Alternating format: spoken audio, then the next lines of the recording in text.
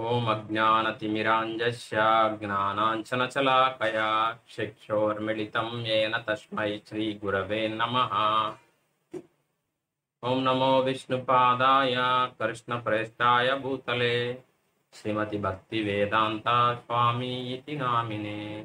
నమస్తే సరస్వతి దేవి గౌరవాణి ప్రచారిణే నిర్విశేష శూన్యవాది పాశ్చాత్య దేశతారిణే.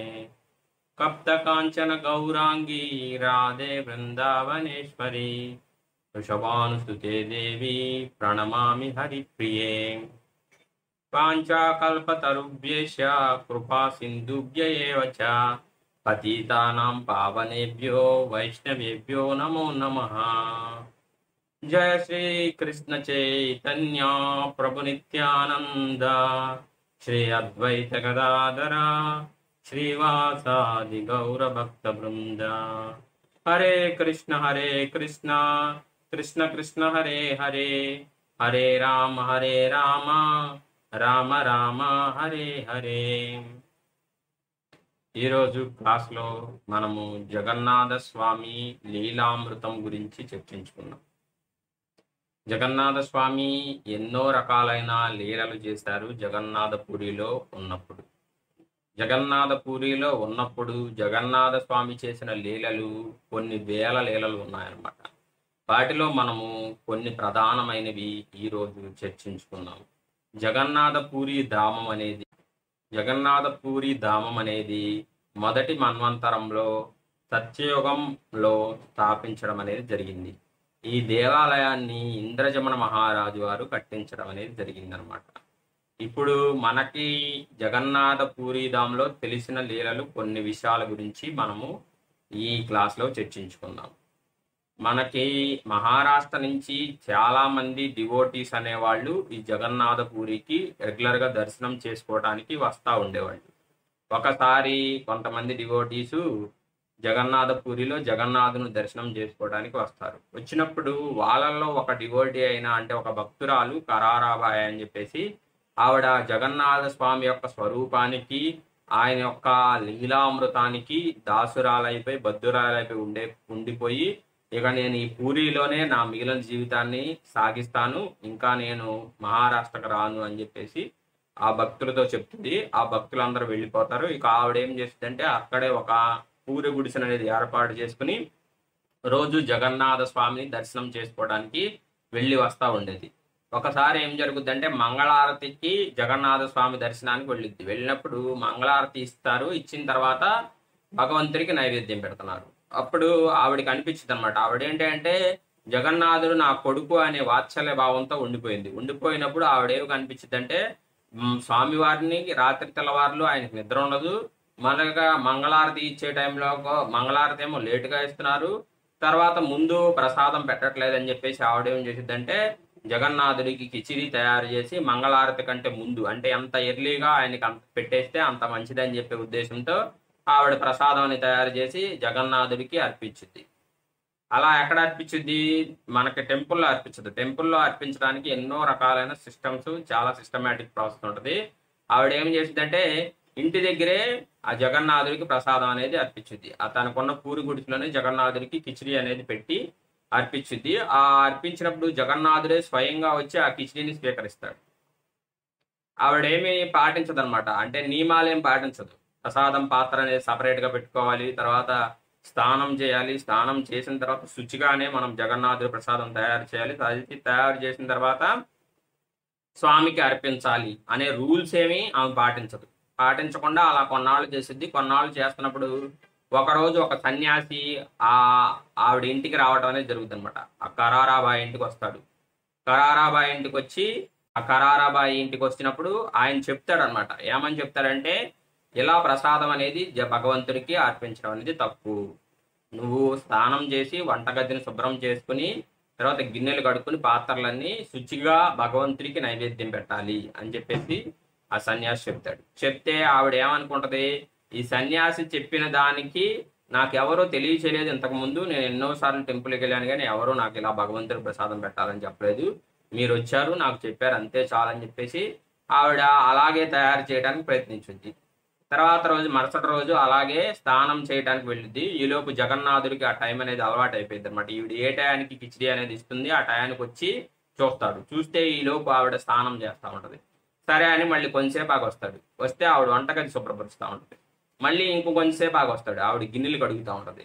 అప్పుడు జగన్నాథుడు గమనిస్తారన్నమాట. ఒక సన్యాసి ఆ సన్యాసిని గమనించి ఈయన డైరెక్షన్ ఇస్తున్నాడు, ఈయన డైరెక్షన్లో ఈవిడ ఫాలో అవుతుందని చెప్పేసి ఆ సన్యాసి అంక కోపంగా చూస్తాడు. ఇక్కడేమో నాకు ఆకలేస్తుంటే ఇతనేమో శుచిగా చేయాలని డైరెక్షన్స్ ఇస్తాడని చెప్పేసి ఆ సన్యాసి అంక కోపంగా చూస్తాడు.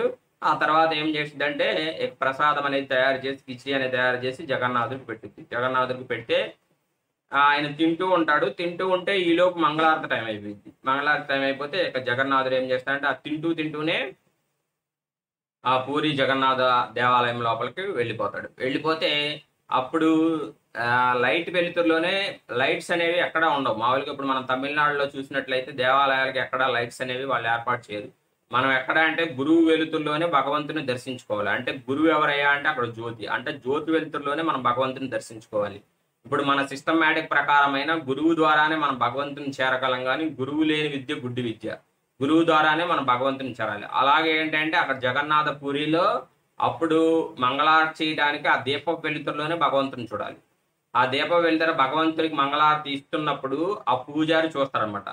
స్వామి అప్పుడే తినేసావు ఆ ప్రసాదం, ఎక్కడ తిన్నావు, ఎవరు పెట్టారు? ఎందుకంటే ఆయన మొహం అంతా కిచిడి అయి ఉంటుంది అనమాట. అయి ఉంటే అప్పుడు చెప్తాడు. చెప్పి ఇలా కరారాబాయ్ అని చెప్పేసి నా భక్తురాలు ఉంది, వాత్సల్య భక్తితో నన్ను కొడుకుగా భావించి ఆవిడ ప్రసాదం అనేది రోజు నాకు అర్పిస్తుంది, అది తిన్నాను. కానీ ఒక సన్యాసి వచ్చాడు. ఒక సన్యాసి వచ్చి ఆవిడికి డైరెక్షన్స్ ఇస్తున్నాడు. దయచేసి నువ్వు వెళ్ళి ఆ కరారాబాయి ఇల్లు తెలుసుకుని అక్కడికి వెళ్ళి ఆ సన్యాసిని అక్కడి నుంచి వెళ్ళిపోమని చెప్తాడు. చెప్తే అప్పుడు ఆ బ్రాహ్మణుడు ఏం చేస్తాడంటే వెళ్ళి ఆ కరారాబాయి ఇల్లు తెలుసుకుని ఆ సన్యాసిని అక్కడి నుంచి వెళ్ళిపోమని చెప్తాడు. ఇది జగన్నాథుడు చెప్పాడని చెప్తే అప్పుడు ఆ సన్యాసి అక్కడ ఉన్న స్వామివారికి అర్పించిన కిచిడి కొంచెం తీసుకుని, నువ్వు వాత్సల్య భక్తిలో ఉన్నావమ్మా, నువ్వు భక్తిలో మాకంటే పై స్థాయికి వెళ్ళిపోయావు, కాబట్టి నువ్వు స్నానం చేసినా చేయకపోయినా, గిన్నెలు కడిగినా కడగపోయినా, ఆ వంటగది శుభ్రపరిచినా పరచకపోయినా భగవంతుడు నీ యొక్క ప్రసాదాన్ని స్వీకరిస్తాడు. మేము మాత్రం ఆ స్థాయిలో లేవు కాబట్టి, మేము సాధనా భక్తి స్థాయిలో ఉన్నాము కాబట్టి మేము మాత్రం సాధనా భక్తి అనేది చేసుకుంటాము అని చెప్పేసి ఆ సన్యాసి అక్కడి నుంచి వెళ్ళిపోవడం అనేది జరుగుతుంది అనమాట. వెళ్ళిపోవడం అనేది జరుగుతుంటే ఇక రోజు కరారాబాయి కిచిడి పెడతా ఉంటది. ఆయన స్వీకరిస్తూ ఉంటే కొన్నాళ్ళ తర్వాత కరారాబాయి శరీరం వదిలిపెడితే అప్పుడు జగన్నాథ స్వామి ఆ రోజు మొత్తం ఆహారం అనేది తీసుకోవడం అనమాట. తీసుకోకపోతే అప్పుడు పూరి జగన్నాథ టెంపుల్లో ఏంటంటే ఎన్నో మిస్టరీస్ ఉన్నాయి కదా, ఆ మిస్టరీస్ లో ఇదొక మిస్టరీ. వాళ్ళు ప్రసాదం పెట్టడానికి ఫస్ట్ ఆచమనం చేస్తారు. మనం ఎవరైనా సరే భగవంతుని ప్రసాదం అర్పించేటప్పుడు ఆచమనం చేస్తాం. అలాగే వాళ్ళు కూడా ఆచమనం చేసినప్పుడు ఆచమనం చేసిన వాటర్లో జగన్నాథుడు కనపడితే ఆ ప్రసాదం భగవంతుడు స్వీకరిస్తాడు, లేకపోతే స్వీకరించడు. ఇప్పుడు మనం ఆచమనం చేయడానికి వాటర్ని చేతిలో పోసుకున్నాం అనుకోండి, చేతిలో పోసుకున్నప్పుడు జగన్నాథుడి యొక్క ప్రతిబింబం అనేది ఆ వాటర్లో కనపడాలి. అలా కనపడకపోతే జగన్నాథుడు ఆ ప్రసాదాన్ని స్వీకరించడు. అలా ఫస్ట్ పొద్దున్నే మంగళారతి తర్వాత ఆహారం పెడతారు కదా, మంగళారతి తర్వాత ఆహారం పెట్టినప్పుడు స్వీకరించడు. మళ్ళీ తీసుకెళ్లి పారేస్తారు, మళ్ళీ చూస్తారు, మళ్ళీ స్వీకరించడు, మళ్ళీ చూస్తారు, మళ్ళీ స్వీకరించడు. ఎందుకు భగవంతుడు ఇన్నిసార్లు ఈ రోజు ప్రసాదం స్వీకరించట్లేదు అని వాళ్ళు కలత చెందుతారు. కలత చెంది మెయిన్ పూజారి ఉంటారు కదా, ఆయన జగన్నాథుడితో అడుగుతాడు. అడిగితే ఈరోజు కరారాబాయి శరీరం వదిలిపెట్టింది, అందువలన నేను ఈ ప్రసాదం అనేది స్వీకరించను అని చెప్పేసి చెప్తాడు. చెప్తే నువ్వే కదా ఆవిడ్ని వైకుంఠం తీసుకుపోయావు, దానికి మేమేం చేస్తాము, నువ్వు ప్రసాదం స్వీకరించు, లేకపోతే ప్రసాదం స్వీకరించకపోతే భక్తులందరూ చాలా కలత చెందుతారంటే ఈ రోజుకు నేను ప్రసాదం తీసుకోనని చెప్పేసి స్వామివారు చెప్పడం అనేది జరుగుతుంది అనమాట. ఇప్పటికీ మనకి జగన్నాథ పూరిలో ముందు ఆ కరామాబాయి కిచిడి పెట్టిన తర్వాతే మనకి మంగళారతిని తీస్తారు. ఎందుకంటే అలా జగన్నాథుడు ఆవిర్భవించినప్పుడు సత్యయుగంలో ఆవిర్భవించాడు. సత్యయుగంలో బ్రహ్మగారి రెండో పాదమైన, అంటే రెండవ సకభాగమైన 50 సంవత్సరాల తర్వాత జగన్నాథుడు. ఇప్పుడు మనం బ్రహ్మగారి రెండవ 50 సంవత్సరాల్లో కలియుగంలో ఉన్నాం అనమాట. అప్పుడు స్వామివారు ఆవిర్భవించడం జరిగింది. అప్పటి నుంచి ముందు కరామాబాయి కిచిడి పెట్టిన తర్వాతే మంగళారతి అనేది ఇవ్వటం అనేది జరుగుతుంది అనమాట. ఇది ఆవిడ పేరు కరోరాబాయి. కానీ ఏం చేస్తా అంటే ఆ సన్యాసి వెళ్ళిన తర్వాత ఆవిడ ఏం చేసిద్దంటే భగవంతుడికి శుభ్రంగా మనం ప్రసాదం అర్పించాలి అని వాత్సల్య భావంతో ఉన్నా ఆవిడ అలా అర్పించాలని చెప్పేసి అవన్నీ కడిగి తర్వాత శుభ్రం చేసి కాస్త ప్రసాదం అనేది కొంచెం నీట్గా తయారు చేయడానికి ప్రయత్నిస్తూ ఉంటే అప్పుడు భగవంతుడు ఏం చెప్తాడంటే కరోమా జల్దీ కరోమా జల్దీ కరోమా జల్దీ కరోమా అని చెప్పేసి ఆవిడని అనటం అనేది జరుగుతుంది. ఆ కరోమా కాస్త కరామాబాయికి వచ్చిందన్నమాట. జల్దీ కరోమా అంటానికి కరోమా వచ్చింది. కరామాబాయి కిచిడి అని చెప్పేసి వచ్చింది అనమాట. కరామా అంటే మాత అనే ఫీలింగ్ వస్తుంది. ఆ కరామాబాయి కిచిడి అని ఇప్పటికీ పిలుస్తారన్నమాట పూరిలో. అలా భగవంతుడు జగన్నాథ పూరిలో ఉన్నప్పుడు ఎన్నో రకాలైన లీలలు చేశాడు. ఒకసారి లాండీ మాత అని ఒక ఆవిడ పూరి జగన్నాథ క్షేత్రంలో నివసిస్తూ ఉంటుంది. ఆవిడ రోజు జగన్నాథ స్వామిని దర్శనం చేసుకుందే ఆవిడ ప్రసాదం అనేది తీసుకోదు. ఆవిడకి ఒకసారి అనుమానం వచ్చింది, భగవంతుడికి అందరూ ఈ జగన్నాథ స్వామికి అందరూ జగన్నాథ సుభద్ర బలదేవులకి అందరూ ఏం పెడుతున్నారంటే స్వీట్లే పెడుతున్నారు. స్వీట్లు, రకరకాలైన భోగాలు, మొత్తం 108 రకాల ప్రసాదాలు, తర్వాత 54 రకాల ప్రసాదాలు, చాలా రకాల ప్రసాదాలు అనేవి పెడతా ఉంటారు అన్నమాట. రోజుకి ఒక్కొక్కసారి ఒక్కొక్క రకమైన ప్రసాదాలు, కొన్ని రకాలైన ప్రసాదాలు భగవంతుడికి అర్పిస్తూ ఉంటారు. వాటిలో ఏంటంటే ఎక్కువ గీ, తర్వాత ఎక్కువ నెయ్యి, తర్వాత ఎక్కువ నూనెతో చేసిన పదార్థాలు, తర్వాత స్వీట్తో చేసిన పదార్థాలు ఉండటం వలన ఆవిడకి ఏం అనుమానం వచ్చిందంటే నా కొడుకు ఈ ప్రసాదాలని స్వీకరించిన తర్వాత ఆయనకి కడుపు నొప్పి వచ్చింది. ఎందుకంటే అన్ని ప్రసాదాలు అంత గీ తింటే కడుపు నొప్పి వచ్చింది కదా. మనకంటే జగన్నాథుడు ఎంతైనా స్వీకరించగలడు అనే జ్ఞానం మనకుంది. కాబట్టి ఆవిడ అమాయక భక్తితో ఆవిడ ఆలోచించి ఆయనకి కడుపు నొప్పి వచ్చింది. ఆయనకి కడుపు నొప్పి వస్తే చాలా ప్రమాదం. ఎందుకంటే కడుపు నొప్పి వచ్చి అది ఇచ్చి చేస్తుంది. కాబట్టి ఆయనకి నేనేం చేస్తానంటే నా కొడుకుకి వేప పచ్చడి తయారు చేసుకుని తీసుకెళ్తానని చెప్పేసి వేప పచ్చడి తయారు చేసుకుని తీసుకుని వెళ్ళి ఆ సెక్యూరిటీ గార్డ్ దగ్గర నుంచుంటుంది. సెక్యూరిటీ గార్డ్ దగ్గర నుంచుంటే ఆ సెక్యూరిటీ గార్డ్ పంపించరు. ఎవరికి ఇది ఏం తీసుకెళ్తాం అంటే వేప పచ్చడి నా కొడుకున్నాడు లోపల తీసుకెళ్తానని చెప్తుంది. ఆ సెక్యూరిటీ గార్డ్ అంటాడు, నీ కొడుకు ఎవరు అంటే అక్కడ లోపల టెంపుల్లో చాలా మంది పనిచేస్తుంటారు కదా, ఆయన పేరేంటి అని అడుగుతాడు సెక్యూరిటీ గార్డ్. పేరేంటి అంటే అక్కడ పెద్ద పెద్ద కళ్ళు వేసుకుని చూస్తున్నాడు, చూసావా ఆయనే నా కొడుకు అంటాడు. జగన్నాథ స్వామికి అందరూ స్వీట్లు, రకరకాల ప్రసాదాలు పెడుతుంటే నువ్వు మాత్రం వేప పచ్చడి పెడతావా అని చెప్పేసి ఆవిడిని తరిమేస్తే అప్పుడు ఆ జగన్నాథపురి తాలూకా రాజు యొక్క కళ్ళలో కనపడి జగన్నాథుడు చెప్తారన్నమాట, నా తల్లి నా కోసం వేప పచ్చడి తీసుకొస్తే మీ సెక్యూరిటీ గార్డ్ మీకేం సంబంధం, మీకు సెక్యూరిటీ గార్డ్ తోలేసాడంట, మీరు దయచేసి ఆ మాత లాండీ మాత ఎక్కడుందో తెలుసుకుని ఆవిడని తీసుకొచ్చి నాకు వేప పచ్చడి పెట్టమని చెప్పండి అని చెప్పేసి చెప్తారన్నమాట. అందుకనే ఎప్పటికీ మనకి టెంపుల్లో చూసినట్లయితే ఇప్పుడు మళ్ళీ ఆ సెక్యూరిటీ గార్డ్ ఏం చేస్తాడంటే ఆ లాండీ మాతను వెతుక్కుంటూ వెళ్ళి ఆవిడ ఎక్కడుందో తెలుసుకుని ఆవిడ తయారు చేసిన వేప పచ్చడిని తీసుకొచ్చి భగవంతుడికి సమర్పిస్తాడు.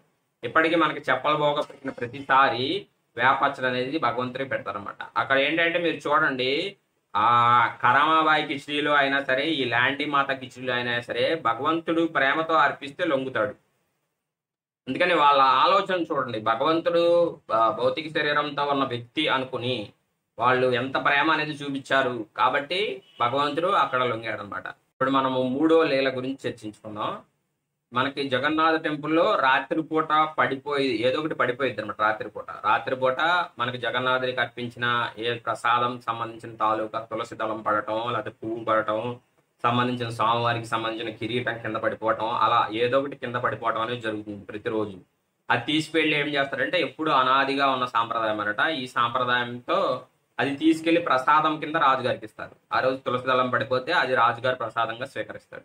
ఆ రోజు కిరీటం పడిపోతే అది రాజుగారి ప్రసాదంగా తీసుకుంటారు. అది అలా ఎలా ఏది పడిపోతే దాన్ని తీసుకెళ్ళి ఆ రాజుగారికి ప్రసాదం కింద ఇస్తారు. ఒకసారి ఏం చేస్తారంటే రాజుగారు ధ్యానంలో ఉండిపోయి రాజుగారు గేమ్ ఆడుతూ ఉన్న సమయంలో ఈ జగన్నాథ పూరికి సంబంధించిన పురోహితులు వస్తారు. జగన్నాథ పూరికి సంబంధించిన పురోహితులు వచ్చి ఆయన ఏం చేస్తారంటే రాజుగారికి ఆ రోజు ప్రసాదం కింద అది కింద ఏదైతే పడిపోయిందో అది ఇవ్వడానికి ఆ రోజు పూలు అనేవి కింద పడిపోతాయి. ఆ పూలు ఇస్తాడు. ఇచ్చినప్పుడు ఆయన ఏం చేస్తూ ఉంటాడంటే గేమ్ ఆడుతూ ఉంటాడు. రాజులకి అత్యంత ప్రీతికరమైన గేమ్ ఏంటి? పాచికలు. ఆ పాచికలు గేమ్ ఆడుతూ ఏం చేస్తాడంటే ఆ పురోహితుడిని చూసుకోకుండా, అంటే ఆ బ్రాహ్మణుడిని సరిగ్గా గమనించకుండా ఏం చేస్తాడంటే ఎడం చేయి జాపుతాడు. ఎడం చేయి జాపినప్పుడు ఆ జడం చేతిలో ఆ బ్రాహ్మణుడు ఆ పువ్వు పెడతాడు. పెట్టినప్పుడు రాజుగారు ఆ గేమ్ అయిపోయింది. అయిపోయిన తర్వాత రాజుగారు ఆలోచిస్తాడు, అంటే గమనిస్తాడు. అరే, నేను భగవంతుడి తాలూకు ప్రసాదం అనేది మనకు వచ్చినప్పుడు నేను ఎడం చేయి పెట్టాను అని అతనికి ఆ మనసులో ఆ కలత అలా ఉండిపోద్ది అనమాట. ఉండిపోయి ఇక ఆయన ఆహారం తీసుకోడు, నిద్ర సరిగ్గా పోడు, ఈ రకరకాలుగా ప్రవర్తిస్తూ ఉంటాడు. అప్పుడు మంత్రులందరూ, తర్వాత అక్కడ ఉన్న వైద్యులందరూ చూసి, మీకేమైంది రాజా, మీరంతా సరిగ్గా ఉండట్లేదు, అనీజీగా ఉంటున్నారు, మూడవుట్గా ఉంటున్నారంటే అప్పుడు మంత్రికి రాజు ఏం చెప్తారంటే, రాత్రిపూట నాకు ఒక చెయ్యి వస్తుంది నా రాజమందిరంలోకి, అది నన్ను భయపెడుతుంది అని చెప్తే, ఇంత చిన్న విషయానికి మీరు అంత మూడవుట్గా ఉంటామా? మనకు తాంత్రిక విద్యలు తెలిసిన వాళ్ళు, మంత్రగాళ్ళు చాలా మంది ఉన్నారు, వాళ్ళ భూత ప్రాత ప్రచారాలకు సంబంధించిన వాళ్ళు దాన్ని పోగొడతారని చెప్పేసి మంత్రికి సంబంధించిన రాజు పురోహితులందరూ కలిసి వచ్చి ఆ పూజ అనేది నిర్వహిస్తారు. నిర్వహించిన తర్వాత కూడా ఆ చెయ్యి అనేది అలాగే వస్తుంది. వస్తే అప్పుడు మంత్రి ఏమంటారంటే, ఆ పూజలు నిర్వహించిన తర్వాత కూడా ఆ చెయ్యి అనేది ఎలా వస్తుందంటే, మీరు ఏం చేస్తారంటే మీరు రాజా ఆ భవనంలో కాకుండా వేరే చోట పడుకోండి, మీరు పడుకునే చోట కాకుండా నేను ఈ రోజు రాత్రికి అక్కడ పడుకుంటాను, దాని సంగతి నేను చూస్తానని చెప్పేసి మంత్రి గారు అంటారు. అంటే సరే అంటాడు రాజుగారు. సరే అని రాజుగారు వేరే చోట పడుకుంటాడు. మంత్రి గారు పడుకున్నప్పుడు కూడా ఆ చెయ్యి అనేది అలాగే వచ్చింది. వచ్చినప్పుడు ఆ మంత్రి గారు ఏం చేస్తారంటే తన దగ్గర ఉన్న ఖడ్గంతో ఆ చేతిని నరికేస్తాడు. నరికేసి ఇక రాజుగారికి సమర్పిద్దాము, ఇక ఈ చెయ్యి రాదు, రాజుగారిని డిస్టర్బ్ చేయదని చెప్పేసి అనుకుంటాడు. అనుకుని రాజుగారి దగ్గరికి వెళ్ళి ఆ చెయ్య తీసుకుని రాజుగారి దగ్గరికి వెళ్తారు. రాజుగారి దగ్గరికి వెళ్తే ఆ మంత్రి ఏం గమనిస్తారంటే అక్కడ రాజుగారి తాలూకా ఎడం చెయ్యి అనేది ఉండదు. ఎడం చెయ్యి అనేది ఉండకపోతే అప్పుడు రాజుగారు చెప్తారనమాట, నేనే ఆ చేతిని అలా పెట్టాను, పెట్టినప్పుడు నువ్వు ఆ చేతిని సంహరించావు, ఆ చేతిని నరికేసావు, ఆ చేతిని నరికేసినప్పుడు నాకు చాలా ఆనందంగా ఉంది, నువ్వు ఆ చేతిని నరికేయడం వల్ల నువ్వు నాకు సేవలు అందించావు అంటే మంత్రి చాలా బాధపడతాడు. నేను మీ చేతిని నరికేశాను మహారాజా, ఎందుకు ఇలా చేశారంటే నేను భగవంతుడి తాలూకా ప్రసాదం అనేది నాకు వస్తే నేను ఎడం చేతితో తీసుకున్నాను, అప్పటి నుంచి నాకు చాలా బాధగా కలతగా ఉంది, అందుకనే నా చేతిని నేను నరుక్కోలేకపోతున్నాను, అందువలన ఈ నాటకం నేను వాడానని చెప్పేసి చెప్తాడు. చెప్తే ఇప్పుడు ఈ చేతిని ఏం చేయమంటారంటే, ఇప్పుడు జగన్నాథ వల్లభ గార్డెన్ ఉంది కదా, ఆ జగన్నాథ వల్లభ గార్డెన్లో ఆ చేతికి సంస్కారం అనేది నిర్వహించని చెప్పేసి ఆ జగన్నాథ వల్లభ గార్డెన్లో ఏం చేస్తారంటే ఆ చెయ్యిని తీసుకెళ్ళి పెట్టేస్తారు.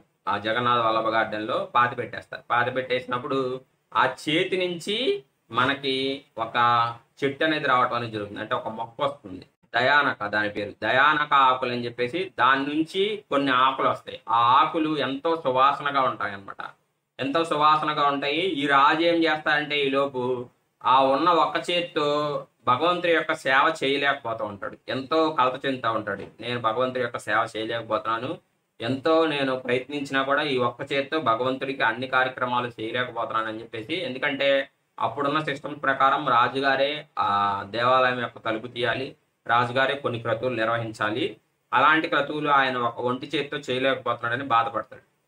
ఇప్పుడు ఈ పాతి పెట్టిన చేయి నుంచి ఒక మొక్క అనేది రావటం అనేది జరుగుతుంది. ఆ మొక్క నుంచి పుష్పాలు కానీ ఆకులు కానీ రావటం అనేది జరుగుతాయి. అవి చాలా సుగంధ భరితంతో, చాలా సుగంధంగా, చాలా సువాసనతో ఉంటాయి అన్నమాట. ఆ సువాసనతో ఉన్న ఆకులు ఒకరోజు రాజుగారు ఏం చేస్తారంటే ఆ గార్డెన్లోకి వెళ్ళి చూస్తారు. చూసి ఇక మామూలు సేవ అలాగా చేయలేకపోతున్నానని చెప్పేసి రాజుగారు రోజు ఏం చేస్తారంటే ఆ గార్డెన్లో ఉన్న పూలు అవన్నీ తెంచుకుని వెళ్ళి భగవంతుడికి అర్పిస్తూ ఉంటాడు. ఒకసారి ఏం చేస్తారంటే ఈ మొక్కను చూస్తారు, దయానక మొక్కని. ఈ దయానక మొక్క ఏం జరుగుతుందంటే ఈ దయానక ఆకులు చాలా సువాసనతో ఉంటాయి. ఇంత సువాసభరితమైన ఆ మొక్క ఏంటో ఎవరికి తెలియదు, బట్ ఆ ఆకులు మాత్రం చాలా సువాసనతో ఉంటాయి. ఇవి మనం భగవంతుడికి అర్పించవచ్చా అర్పించకూడదా అని చెప్పేసి రాజుగారు సందేహించి మానసికంగా ఆ ఆకులు అనేవి భగవంతుడికి అర్పిస్తూ ఉంటాడు. అర్పిస్తూ ఉంటే అక్కడ ఉన్న తోటమాలికి చెప్తారనమాట, అంటే సెక్యూరిటీ గార్డుకి చెప్తాడు, ఈ ఆకులు అనేవి ఎవరూ కొయ్యొద్దు, ఎవరూ కొయ్యకుండా నువ్వు ఇక్కడ చూసుకుంటా ఉండాలి, ఈ ఆకులు అనేవి అసలు ఈ మొక్క అనేది ఏ జాతికి సంబంధించిందో మనకు తెలియదు, కాబట్టి నువ్వు ఈ ఆకులు ఎవరిని కొయ్యనివ్వకుండా ఉంచు అని చెప్పేసి చెప్తాడు. చెప్తే తర్వాత రోజు రాత్రి పూర్తయిన తర్వాత తెల్లవారుజామున మళ్ళీ రాజుగారు వచ్చి పూలన్నీ కోసుకుని జగన్నాథుడికి అర్పించడానికి ప్రయత్నిస్తున్నప్పుడు, అది జగన్నాథుడికి ఇవ్వడానికి ప్రయత్నిస్తున్నప్పుడు ఆ దయానక మొక్క ఆకులు అనేవి ఉండవు. ఉండకపోతే అప్పుడు సెక్యూరిటీ గార్డ్ని అడుగుతారన్నమాట, అక్కడ పనిచేసే తోటమాలని అడిగితే ఆ తోటమాలి ఏం చెప్తాడంటే, నాకేం తెలియదు, నేనేం కొయ్యలేదు, నువ్వు కొయ్యొద్దన్నావు కదా, నేను కొయ్యొద్దన్నాను కదా, నువ్వు ఎందుకు కోసావని సెక్యూరిటీ గార్డ్ని అడుగుతారు ఆ తోటమాలని అడిగితే తోటమాల అంటాడు, నేను కోయలేదు అంటాడు. మరి ఎవరో కోసారు నాకు తెలియదు అంటాడు. మరి నువ్వు ఇక్కడ తోటమాలగా ఎందుకున్నావు, నిన్ను పెట్టింది ఎందుకు, ఎవరో కొయ్యకుండా ఉండని చూడటానికి. నువ్వు ఎవరు కోసారో తెలుసుకోకపోతే, ఒక రోజులోపు నువ్వు ఎవరు కోసారో తెలియజేయకపోతే నాకు నీ గురి శిక్ష చేస్తానని చెప్తాడు రాజు. ఆ చేస్తే ఆ సెక్యూరిటీ గార్డ్ కలెక్ట్ చెంది ఎవరు కోసారనేది ఆయనకి తెలుసుకోలేకపోతే ఇక రాజుగారు రాత్రికి వెళ్ళి పడుకుంటే జగన్నాథ స్వామి కల్లో కనపడి, నేనే తీసుకున్నాను ఆ ఆకులు, నేనే కోసుకున్నాను, నాకు అంత సువాసన భరితమైన, అది నీ ఎడం చేతి నుంచి వచ్చిన చెట్టు కాబట్టి అందుకని అంత సువాసన భరితంగా ఉన్నాయి ఆ ఆకులు, ఆ దయానక ఆకులు అంటే నాకు చాలా ఇష్టం, దాంతోనే మీరు నాకు రోజు అలంకారం చేయండి అని చెప్పేసి రాజుగారికి కల్లో కనపడి చెప్తారన్నమాట. ఇక్కడ మీరు చూడండి, భగవంతుడి యొక్క ప్రేమ భావాన్ని తెలియజేసే అనమాట ఈ లీలలు. అందుకని జగన్నాథ స్వామి లీలలు అనేవి సామాన్యమైనవి కాదు, జగన్నాథ స్వామి లీలామృతం అంటారన్నమాట. ఇక ఆ తర్వాత నుంచి ఆ దయానిక ఆకులు స్వామివారి పూజలో వినియోగించడం అనేది జరుగుతుంది అనమాట. ఇప్పటికీ మీరు చూసినట్లయితే జగన్నాథ వల్లభ గార్డెన్ అని చెప్పేసి జగన్నాథ టెంపుల్ ఎదురుగా ఉంటుంది. ఆ టెంపుల్లో ఆ దయానిక ఆకులు ఇప్పటికీ ఉంటాయి. అవి ఆ ఆకులు తీసుకెళ్లి భగవంతుడి సేవలో మంచి సువాసన భరితంగా ఉంటాయి అనమాట. అవి తీసుకెళ్లి జగన్నాథ స్వామి సేవలో వినియోగిస్తారు. ఇప్పటికీ ఒక రోజు కేటాయించి జగన్నాథ స్వామి, సుభద్రాదేవి, బలరాముడు ముగ్గురు కలిసి వెళ్ళి ఆ ఆకులు దొంగలిస్తున్నట్లు ఒక లీల అనమాట. పాండాస్ అని అక్కడ బ్రాహ్మణులు ఉంటారు. ఆ బ్రాహ్మణులు ఉత్సవమూర్తులను తీసుకుని వెళ్ళి ఆ లీల అనేది నిర్వహిస్తారు. వాళ్ళు దొంగల్లాగానే వెళ్తారు, దొంగల్లాగానే వెళ్ళి ఆ ఆకులను దొంగలించి తీసుకొస్తారు అనమాట. అలా జగన్నాథ స్వామికి సంబంధించి ఎన్నో మాధుర్యమైన లీలలు ఉన్నాయి అన్నమాట. మనం జగన్నాథ పూరి వెళ్ళినప్పుడు జగన్నాథ స్వామిని అత్యంత త్వరగా ప్రసన్నం చేసుకోవాలి అంటే మనము గీతా గోవిందం అనేది గానం చేయాలి. గీతా గోవిందం ఎవరు రాశారు? జయదేవ గోస్వామి రాశారు.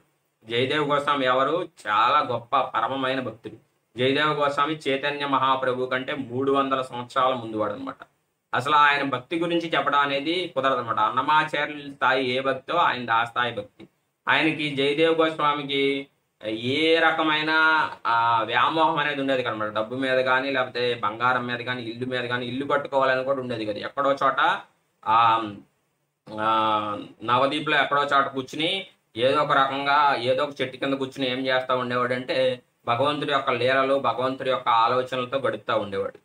అలాంటి గొప్ప వ్యక్తి జయదేవ గోస్వామి. ఆ జయదేవ గోస్వామి రాసిన గీతా గోవిందం అంటే జగన్నాథ స్వామికి చాలా ఇష్టం అనమాట. ఒకసారి ఏం జరుగుద్దంటే పూరి మహానగరంలోనే ఒక కుగ్రామంలో, అంటే ఆ ఒరిస్సా మహానగరంలో, ఆ ఒరిస్సాలో ఉన్న ఒక కుగ్రామంలో ఒక పద్మ అని ఒక ఆవిడని చెప్పేసి, ఆవిడకి జయదేవ గోస్వామి రాసిన గీతా గోవిందం అంటే చాలా ఇష్టం. దాన్ని కంఠస్థం చేసి రోజు కీర్తన చేస్తూ ఉంటుంది. చాలా మాధుర్య భావంతో చాలా మంచి ట్యూన్లో పాడుతూ ఉంటుంది.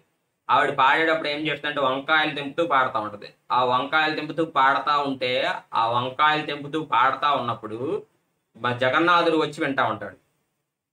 ఇది రోజు జరుగుతూ ఉంటుంది. ఆ వంకాయల తోటలోకి వెళ్ళి ఒకసారి పాడినప్పుడు ఏం జరుగుతుందంటే ఆ వంకాయల తోటకి ముళ్ళు ఉంటాయి కదా, వంకాయలకి ఎలాగో ఆ ముళ్ళు ఏం చేస్తాయంటే జగన్నాథ స్వామి గుచ్చుకుంటాయి. ఆయన పైట ఉంటుంది కదా పై పంచ, ఆ పై పంచ అనేది అక్కడ వంకాయల తోటలు పడిపోయింది. జగన్నాథ స్వామి మొత్తం ఉన్న కింద పంచికి అంతా చిల్లులుగా, అంటే గీతలుగా పడిపోతాయి. అంటే అంత మాధుర్యంతో ఆవిడ ఆ గీతా గోవిందం అనేది పాడుతుంది. జగన్నాథ స్వామికి ఆ గీతా గోవిందం అంటే చాలా ప్రీతి.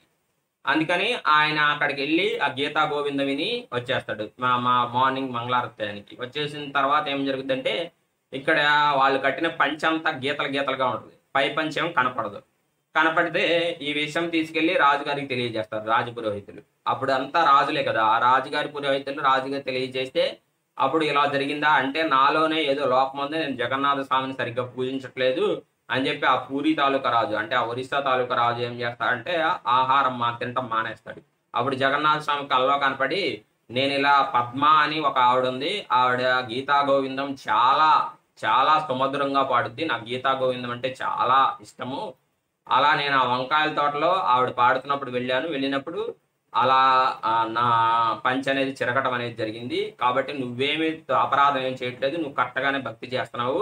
నాకు దయచేసి ఆ పద్మాన్ని తీసుకొచ్చి గీతా గోవిందం నా దేవాలయం దగ్గర పాడించు అని చెప్తాడు. అని చెప్తే ఇక వాళ్ళు ఆ ఒరిస్సా నగరంలో ఆ పద్మ అనే ఆవిడ ఎక్కడుందో తెలుసుకుని ఆవిడని తీసుకొచ్చేస్తారనమాట. మీరు అర్జెంటుగా వచ్చేయాలి. వచ్చేసి మీరు మొత్తం అంతా మీ ఫ్యామిలీ మొత్తం మీరు పూరి మహానగరానికి షిఫ్ట్ అయిపోండి. నీకు అన్ని ఏర్పాట్లు నేను ఏర్పాటు చేస్తాను అక్కడ. నువ్వు చేయాల్సిన సేవ ఏమీ లేదు. ఓన్లీ స్వామివారికి అదే కట్టెను మూసేస్తారు కదా రాత్రిపూట. కట్టెను వేసే టైంలో అంటే నిద్రపోయే టైం నిద్ర స్వామి పోరు. కానీ మామూలుగా వీళ్ళు రాత్రి టైంలో క్లోజ్ చేసేస్తారు. ఆ క్లోజ్ చేసే టైంలో మీరు ఈ గీతా గోవిందం అనేది పాడాలి అని చెప్పి చెప్తారు. చెప్తే ఆవిడ పరమానందం చెంది భగవంతుడికి కోసం నేను గీతా గోవిందం పాడినందుకు నాకు ఇంత సేవ భగవంతుడు అర్పించాడని చెప్పేసి ఆవిడ రోజు గీతా గోవిందం పాడుద్ది. ఇప్పటికీ మనకి స్వామివారు అదే నైట్ టైం కర్టెన్ వేసేసే ముందు గీతా గోవిందం పాడిన తర్వాతే స్వామివారు కర్టెన్ వేస్తారన్నమాట. అదే స్వామివారికి కర్టెన్ వేస్తారు. అలా భగవంతుడు ఎన్నో తీయనైన లీలలు చేశాడు. మనకేమనిపించింది అంటే జగన్నాథ స్వామిగా ఉన్నప్పుడు లీలలు పెద్దగా చేయలేదు, ఓన్లీ కృష్ణుడిగా ఉన్నప్పుడే లీలలు చేస్తుంటాడు అని చెప్పేసి మనకు అనిపించింది. అలా ఏముండదు. ఇప్పుడు వెంకటాచలంలో కొండ మీద ఉన్నారు స్వామివారు ఉన్నది విగ్రహ రూపంలో అయినా సరే, ఆ మూర్తి రూపంలో అయినా సరే అక్కడ ఎన్నో రకాలైన లీలలు చేశాడు. అట్లా ఏంటంటే ఇక్కడ జగన్నాథుడు విగ్రహ రూపంలో ఉన్నాడు కాబట్టి లీలలు చేయడు అని అనుకోవటం మన జ్ఞానం. తర్వాత మనం అందరం తెలుసుకోవాల్సింది ఏంటంటే భక్తుడైన జయదేవ గోస్వామికి సంబంధించిన లీలల గురించి. జయదేవ గోస్వామి పరమ భక్తుడు అనమాట. ఆయనకి ఏంటంటే భగవంతుడి యొక్క లీలలు స్వయంగా కనపడేవి. స్వయంగా కనపడటం అంటే స్వయంగా చూసేవాడు ఆయన. భగవంతుడి లీలలు స్వయంగా ఆయనకి ఎలా ఉంటుందంటే ఆయన ఒక చెట్టు కింద కూర్చుని ఆ లీలను అనుభవిస్తూ ఉండేవాడు. ఆ లీల ఆయనకి కనపడతా ఉండేది. ఒక చెట్టు కింద కూర్చునేవాడు. చెట్టు కింద కూర్చుని ఆ లీలను మనసులో కళ్ళు మూసుకుని మనసులో ధ్యానిస్తే ఆయనకి లీల అనేది కనిపించే ఉండేది. ఆ లీల కనిపించిన వెంటనే ఆయన దాని గురించి ఒక కీర్తన రాసేవాడు. అన్నమాచార్య లాగానే ఆయన ఒక పాట అనేది రాసుకునేవాడు అనమాట. అట్లా జయదేవ గోస్వామి రోజు కీర్తనలు రాసుకుంటూ అలా జీవితాన్ని గడుపుతున్నప్పుడు ఏం జరుగుతుందంటే ఒక కప్పులు అనేవాళ్ళు జగన్నాథ పూరికి వస్తారు. జగన్నాథ పూరికి వచ్చి వాళ్ళు ఏం చెప్తారంటే నాకు గనక కొడుకు కానీ కూతురు కానీ పుట్టినట్లయితే నీ సేవలో వాళ్ళని అంకితం చేస్తాము, దయచేసి మాకు సంతాన ప్రాప్తిని కలిగించు అని చెప్పి వాళ్ళు అడుగుతారు. వాళ్ళు అడిగితే వెంటనే జగన్నాథ స్వామి వాళ్ళ కూతురుని ఇస్తాడు. ఆ కూతురు పేరు పద్మావతి దేవి. ఆవిడ చిన్నప్పటి నుంచి ఎంతో భక్తి శ్రద్ధలతో జగన్నాథ స్వామికి సంబంధించిన లీలలు వింటూ జగన్నాథ స్వామిని తలుచుకుంటూ కీర్తించుకుంటూ జీవిస్తూ ఉండేది. ఇక వీళ్ళు ఏం చేశారు, వీళ్ళు జగన్నాథ స్వామికి ఆ మాట ఇచ్చారు కదా, మాకు ఎవరు పుట్టినా నీ సేవలో వాళ్ళని అంకితం చేస్తామని చెప్పేసి మాటిస్తారు. కాబట్టి ఆవిడకి యుక్త వయసు వచ్చిన తర్వాత ఏం చేస్తారంటే ఆవిడని తీసుకెళ్లిపోయి జగన్నాథ టెంపుల్ జగన్నాథ స్వామి దగ్గర పెడతారు. పెట్టి స్వామి ఇలా మీ సేవలో మా కూతుర్ని అంకితం చేద్దాం అనుకుంటున్నాము, మరి ఏం చేయాలి, మగపిల్లాడు పుట్టినట్టయితే ఇక్కడ పాండాగా ఉండి ఇక్కడ బ్రాహ్మణుడిగా ఉండి ఇక్కడ ఏదో ఒక సేవ చేసుకునేవాడు, ఈవిడ పుట్టిందేమో ఆడపిల్ల, మరి ఏం చేయాలని చెప్పేసి జగన్నాథ స్వామిని అడుగుతారు. అడిగితే ఆయన ఏం చెప్తారంటే నా పలానా అడవిలో పలానా ప్రాంతంలో పలానా కొండ మీద ఒక చెట్టు కింద నా పరమ భక్తుడైన జయదేవ గోస్వామి జయదేవుడు ఉన్నాడు, అతనికి తీసుకువెళ్ళి మీరు పెళ్లి చేయండి మీ అమ్మాయిని అని చెప్తాడు. చెప్తే వీళ్ళు ఆ స్వామివారి ఏ దారి అయితే చెప్పారో ఆ దారి గుండా వెళ్ళి ఆ పలానా చెట్టుకు చేరుకుంటారు. చేరుకుని ఆ జయదేవ గోస్వామి ఉన్న చోటుకి వెళ్ళి జయదేవ గోస్వామికి ఇస్తారు. నువ్వు మా అమ్మాయిని పెళ్లి చేసుకోవాలయ్యా, మాకు జగన్నాథుడు చెప్పాడంటే నాకేం తెలీదు, నీకు పెళ్లి ఇవన్నీ నా వల్ల కాదు, నేనేం చేయలేను, నా వల్ల కాదని చెప్పేసి జయదేవ గోస్వామి అంటారు. అంటే మాకేం సంబంధం లేదు, మాకు జగన్నాథుడు చెప్పాడు, మా అమ్మాయిని ఇక్కడ అప్పచెప్పి వెళ్ళిపోతున్నావు పద్మావతి దేవిని, నువ్వేం చేసుకుంటావు చేసుకో అంటే వాళ్ళు తల్లిదండ్రులు ఆ పద్మావతి దేవిని అక్కడ వదిలేసి వెళ్ళిపోతారు. వెళ్ళిపోతే జయదేవ గోస్వామి నువ్వు నా వెనకాల ఎందుకు తిరుగుతున్నావు, నీ దారి నువ్వు చూసుకో, నా దారి నేను చూసుకుంటానంటే అలా కుదరదు, నువ్వు భగవంతుడి యొక్క భక్తుడివి, నా తల్లిదండ్రులు నీ దగ్గర వదిలేసి వెళ్ళిపోయారు, ఇక నువ్వు కర్త అయినా కర్మ అయినా క్రియ అయినా ఏదైనా సరే నువ్వే నాకు పతివి అని చెప్పేసి పద్మావతి దేవి ఆయన వెనకాల తిరిగితే ఇక తప్పేదేముందని చెప్పేసి జయదేవ గోస్వామి ఆవిడని పెళ్లి చేసుకుంటాడు. పెళ్లి చేసుకుని ఇద్దరు కలిసి జగన్నాథుడి సేవ చేసుకుంటా ఉంటారు. జగన్నాథుడి సేవ చేసుకుంటా ఉంటే జయదేవ గోస్వామికి ఆయనకి లీలలు అనేవి దర్శనం అవుతా ఉంటాయి కదా, లీలలు అనేవి ఆయనకి స్వయంగా కనపడతా ఉంటే ఒక్కసారి ఆయన స్మరిస్తున్నప్పుడు ఒక లీల కనపడుద్ది. ఏంటంటే ఆ లీల రాధాదేవి యొక్క పాదాలు జగన్నాథుడి యొక్క తల మీద పెట్టుకున్నట్లు. ఆయన కనపడిన లీలల్లా ఆయన కీర్తన రూపంలో అంటే పాట రూపంలో రాస్తాడు. అదే గీతా గోవిందం అన్నమాట. జయదేవ్ గోస్వామి అష్టపదులు అంటారు. ఆ అష్టపదుల రూపంలో రాస్తాడనమాట. ఆయన ఒక కీర్తన రూపంలో రాస్తాడు. రాసినప్పుడు ఇలా రాయొచ్చా, రాధాదేవి గోపికల యొక్క పాదాలను భగవంతుడి యొక్క తల మీద పెట్టుకోవటం అనేది రాయొచ్చా. ఇంత దారుణమైన ఆలోచన అంటే దారుణమైన భావం నాకు ఎందుకు కలిగింది అని చెప్పేసి అలా రాస్తూ ఆగిపోతాడు. ఆగిపోయి ఏం చేస్తా అంటే నేను గంగా నదికి వెళ్ళి స్నానం చేసి వస్తాను అని చెప్పేసి భార్యకి చెప్పి వెళ్తారనమాట. రోజు జయదేవ్ గోస్వామి కొంత దూరం వెళ్ళి గంగా నదిలో స్నానం చేసి వస్తాడు. అలా ఏం చేస్తా అంటే ఎందుకంటే ఆయన ఉండేది నవదీప్లో కాబట్టి, నవదీప్లో గంగ ఉంది కాబట్టి, నవదీప్ మాయాపూర్ రెండింటిలో గంగ ఉంది కాబట్టి ఆ గంగా నదిలో స్నానం చేసి రావటం అనేది జరుగుతుంది. ఆయన రాస్తూ ఆగిపోయి గంగా నదిలో స్నానం చేసి వద్దామని చెప్పి వెళ్తాడు. వెళ్తే ఆయన ఎప్పుడైనా సరే గంగా నదికి వెళ్ళినప్పుడు ఆయన గంగా నదికి ఎందుకు వచ్చాడో మర్చిపోతాడు. మర్చిపోయి గంగ గుర్తొస్తే ఆయనకి యమునా నది గుర్తొచ్చింది. యమునా నది గుర్తొస్తే కృష్ణుడు గుర్తొస్తాడు. కృష్ణుడు గుర్తొస్తే రాధాదేవి గుర్తొచ్చింది. రాధాదేవి గుర్తొస్తే గోపికలు గుర్తొస్తారు. ఆ బృందావనం గుర్తొచ్చింది. దాని గురించి ఆలోచిస్తూ ఉంటాడు. అట్లా ఎన్నోసార్లు ఆయన గంగా నదికి వెళ్ళి అక్కడే మైమరిచిపోయి కీర్తనలు చేసుకుంటూ భగవంతుడి యొక్క లీలలో మైమరిచిపోయి ఉండగా భార్య వెళ్ళి చెప్తే మీరు వచ్చింది స్నానానికండి బాబు, స్నానం చేసి రండి, ప్రసాదం పెడతానని చెప్పేసి భార్య వెళ్ళి చెప్తే గానీ వచ్చేవాడు కాదు. అట్లాంటిది జయదేవ్ గోస్వామి అలా వెళ్ళంగానే ఇటు నుంచి మళ్ళీ వస్తాడు జయదేవ్ గోస్వామి, నకిలీ జయదేవ్ గోస్వామి. వచ్చి ఏం చేస్తాడంటే ఆయన రాస్తున్నాడు కదా, రాసే చరణం ఉంది కదా, చరణాన్ని ఇలా రాయొచ్చా అనే ఫీలింగ్తో ఆయన ఆపేసి వెళ్ళిపోయాడు. కాబట్టి ఆయన ఏం చేస్తాడంటే నకిలీ జయదేవ్ గోస్వామి వచ్చేసి ఆ చరణం అనేది పూర్తి చేసి వెళ్ళిపోతాడు. వెళ్ళిపోయి పూర్తి చేసి నాకు ఆకలిగా ఉంది బాగా ప్రసాదం పెట్టని చెప్పేసి పద్మావతి దేవి చేత ప్రసాదం తీసుకుని ప్రసాదం తిని బాగా తింటారు ఆ రోజు ప్రసాదం. మామూలుగా జయదేవ్ గోస్వామి అంటే చాలా స్వల్పంగా తీసుకుంటారు, ఆ రోజు ఎక్కువగా తీసుకుంటారు. ప్రసాదం తీసుకుని వెళ్ళిపోతాడు. కొంచెం పని ఉంది బయట, నేను ఆ పని చూసుకుని వస్తాను అని చెప్పేసి. ఇప్పుడు పద్మావతి దేవి ఫస్ట్ అడుగుద్ది నకిలీ జయదేవ్ గోస్వామి రాగానే, ఇంత తొందరగా వచ్చేసారంటే మీరు స్నానం చేసి అంటే, నాకు రాస్తా వెళ్ళాను కానీ ఒక విషయం గుర్తొచ్చింది, ఆ విషయం రాయడానికి వచ్చానని చెప్పి చెప్తాడు. మళ్ళీ ఇప్పుడు జగన్నాథ స్వామి వెళ్ళిపోతారు కదా, జయదేవ్ గోస్వామి రూపంలో వచ్చి జగన్నాథ స్వామి బయటికి వెళ్తున్నాను నేను కొంతసేపు బాగా వస్తానని చెప్పేసి వెళ్ళిపోతాడు. వెళ్ళిపోయిన వెంటనే మళ్ళీ నకిలీ జయదేవ్ గోస్వామి వెళ్ళిపోయిన వెంటనే మళ్ళీ అసలు జయదేవ్ గోస్వామి వస్తాడు.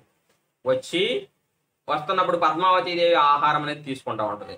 ఆహారం అనేది తీసుకుంటా ఉంటే అదేంటి నువ్వు నాకు పెట్టిన తర్వాత నువ్వు ఆహారం తీసుకుంటావు కదా, ముందే ఆహారం తీసుకుంటున్నావు ఏంటని చెప్పేసి పద్మావతీదేవిని అడుగుతాడు. అడిగితే ఆ పద్మావతీదేవి ఏం చెప్పుద్దంటే, అదేంటి స్వామి మీరు ఇప్పుడే కదా మీరు ఇప్పుడే వచ్చి కదా, ఇప్పుడే వచ్చి మళ్ళీ ఏదో పని ఉందని చెప్పి వెళ్ళారు కదా, ఇప్పుడే వచ్చి ఒక కీర్తన రాసి వెళ్ళారు కదా అని చెప్తారు. నేను రావటం ఏంటి అని ఆలోచిస్తూ ఉండగా ఒక కీర్తన రాసి వెళ్ళారు కదా అనే మాట వినపడంగానే జయదేవ్ గోస్వామి పరిగెత్తుకుంటూ ఆయన రాసే బుక్ ఉంటుంది కదా, ఆ బుక్ దగ్గరికి వెళ్తాడు. వెళ్తే అక్కడ రాసి ఉంటుంది, రాధాదేవి పాద పద్మాలకు నేను దాస్తుంది, అంటే రాధాదేవి పాదాలు నా నెత్తి మీద పెట్టుకుంటానని చెప్పేసి రాసి ఉండగానే అప్పుడు జయదేవ్ గోస్వామి చాలా బాధపడతారు. నేను ఎంతో భగవంతుడిని ప్రార్థిస్తూ ఎంతో కీర్తనలు రాసి ఎన్నో రకాలైన లీలలు నేను మానసికంగా దర్శిస్తూ ఉంటే స్వామివారు నాకు కనపడలేదు, నీకు కనపడ్డాడు అని చెప్పేసి ఎంతో కలత చెందుతాడు. నీకు కనపడ్డాడు, నా చేత్తో ఎప్పుడు ప్రసాదం తీసుకోలేదు, నీ చేత్తో ప్రసాదం తీసుకున్నాడు, నువ్వు ఎంత ధన్యురాలు పద్మ అని చెప్పేసి అని జయదేవ్ గోస్వామి అంటున్నమాట. ఇక్కడ మనకు నేర్చుకోవాల్సింది ఏంటి అంటే, మనం పరమ భక్తులకి సమీపంలో తిరుగుతూ ఉంటే, మనం పరమ భక్తుల చుట్టూ తిరుగుతూ ఉంటే మనకు కూడా భగవంతుడి యొక్క దర్శనం జరగవచ్చు. అంటే కాంప్లిమెంటరీ దర్శనం అనమాట. ఇప్పుడు చూడండి, భగవంతుడి యొక్క భక్తులకు సమీపంలో ఆవిడ ఉండటం వలన జగన్నాథ స్వామిని జయదేవ్ గోస్వామి చూడలేకపోయినా ఆవిడ భక్తుల సమీపంలో ఉండటం వలన, భక్తులకి సేవ చేసి పెట్టడం వలన, జయదేవ్ గోస్వామి పరమ భక్తుడు, ఆయనకి ప్రసాదం పెట్టడం వలన జగన్నాథుడికి ప్రసాదం పెట్టి జగన్నాథుడు దర్శనం చేసుకునే అదృష్టం పద్మావతి దేవికి కలిగిందనమాట. మీరు ఆలోచించండి, ఇక్కడ మనం భక్తుల చుట్టూ తిరుగుతూ భక్తుల యొక్క ప్రేమను పొంది భక్తుల యొక్క సేవ చేసుకుంటూ ఉంటే ఒక్కొక్కసారి మనకి భగవంతుడి యొక్క దర్శనం అనేది కలుగుతుంది. కాబట్టి భక్తులతో సాంగత్యం అనేది చాలా మంచిది. ఇకపోతే జగన్నాథ రథయాత్ర, ఇంకా చాలా లీలలు ఉన్నాయి. ఇలాంటి లీలలు ఎన్నో జగన్నాథ పూరిలో జరిగినాయి అనమాట. జగన్నాథ రథయాత్ర ఎందుకు చేస్తారు అంటే, కురుక్షేత్రంలో ఒకసారి ఏం జరుగుద్దంటే గ్రహణానికి, కురుక్షేత్రం ఉంది కదా, గ్రహణానికి అక్కడ ఉన్న కుండులో స్నానం చేస్తారన్నమాట సూర్యగ్రహణానికి. ఇప్పటికీ చాలా వేల మంది వెళ్ళి ఆ పరశురామ కుండం ఉంటుంది, ఆ పరశురామ కుండంలో సూర్యగ్రహణానికి స్నానం చేస్తారు. అప్పుడు ద్వారకా నుంచి కృష్ణుడు వస్తాడు, తర్వాత బృందావనం నుంచి గోపికలు రాధాదేవి వస్తారు. వచ్చినప్పుడు స్వామివారి రథం మీద వస్తారు కాబట్టి ద్వారకా నుంచి కృష్ణుడు ఆ రథానికి ఉన్న గుర్రాలను తీసేసి మీరు మళ్ళీ బృందావనం రావాలి అని చెప్పేసి గోపికలు రాధాదేవి అందరూ కలిసి ఆ రథాన్ని లాగుతారన్నమాట స్నానాది కార్యక్రమాలు ముగించిన తర్వాత. అలా రథాన్ని లాగే కార్యక్రమాన్నే ఇప్పుడు మనం రథయాత్ర చేస్తున్నాం కదా, దాన్నే రథయాత్ర అని పిలుస్తారన్నమాట. అలా వాళ్ళు రథాన్ని లాగారు కాబట్టి ఇప్పుడు మనకి పూరి మహానగరం నుంచి అంటే పూరి టెంపుల్ నుంచి గుండిచా మందిరానికి వెళ్ళటానికి భగవంతుడు ఏంటి అంటే కురుక్షేత్రం నుంచి మధుర వెళ్ళినట్టు అనమాట. మధురమైన భక్తి కోసమే, ఆ గుండిచాదేవికి ఇచ్చిన వరం కోసమే ఆయన అక్కడ 9 రోజులు అక్కడ 9 రోజులు ఉంటాడు అనమాట భగవంతుడు. గుండిచాదేవికి ఒక వరం ఇస్తాడు. ఏంటంటే ఆ వరం, నాకు పిల్లలు ఉంటే గనక ఈ భూప్రపంచం మీద ఎక్కడ ఉన్నా కనీసం ఒక 10-15 రోజులు వచ్చి ఉండి వెళతారు, కానీ మీరు ఆ టెంపుల్లోనే ఉంటారు కదా, మా దగ్గరికి రారు కదా అని చెప్పేసి గుండిచాదేవి అడుగుద్ది. ఎందుకు రావమ్మా, మేము సంవత్సరానికి ఒకసారి నీ దగ్గరికి వచ్చి ఒక 9 రోజులు ఉండి నేను జగన్నాథుణ్ణి, సుభద్రాదేవి, బలరాముడు ముగ్గురం కలిసి వచ్చి ఒక 9 రోజులు నీ దగ్గర ఉండి నీ ప్రేమను పొంది మళ్ళీ జగన్నాథపూరికి వెళ్తామని చెప్పేసి భగవంతుడు వరం ఇస్తాడు. ఆ వరాన్నే రథయాత్ర అంటారనమాట. కాబట్టి ఇప్పుడు ఇక్కడ ఏంటి అంటే మనకి కురుక్షేత్రం అనేది జగన్నాథపురి, గుండిచాదేవి మందిరం అనేది బృందావనం. ఎందుకంటే వాత్సల్య భక్తితో, ప్రేమ భక్తితో, మాధుర్య భక్తితో గుండిచాదేవి కోరింది కాబట్టి భగవంతుడు కురుక్షేత్రం నుంచి బృందావనం రావటమే రథయాత్ర యొక్క మెయిన్ రహస్యం అనమాట. ఇలా జగన్నాథపూరికి సంబంధించి ఎన్నో రకాలైన లీలలు ఉన్నాయి. కాబట్టి మీరు అన్ని లీలలు తెలుసుకొని జగన్నాథుడిని కీర్తించండి. ఎందుకంటే జగన్నాథుడు చాలా ప్రసన్నమూర్తి, చాలా త్వరగా, చాలా ఈజీగా, చాలా తొందరగా ప్రసన్నత పొందుతాడు అనమాట. ఎందుకంటే మహాప్రకాశ భావంలో ఆయన ఆ మూర్తి రావటం అనేది మహాప్రకాశ భావంలో వచ్చింది కాబట్టి చాలా మంచి మూడ్లో ఉన్నాడు. ఇప్పుడు రాజుగారు ఎలాగైతే చాలా మంచి మూడ్లో ఉన్నప్పుడు మనం ఏది అడిగినా ఇస్తాడో, అలాగే భగవంతుడు కరుణామయుడు, కృష్ణుడి రూపంలో ఉన్న కరుణతోనే ఉంటాడు. కానీ ఇంకా బాగా కరుణా రూపంలో ఉన్నది ఏంటి అంటే ఈ జగన్నాథ మూర్తి రూపంలో ఉన్నప్పుడు బాగా కరుణ స్వరూపంతో ఉంటాడు. కాబట్టి జగన్నాథ స్వామికి జై, జగన్నాథ రథయాత్ర మహోత్సవికి జై, జగన్నాథ లీలలకి జై.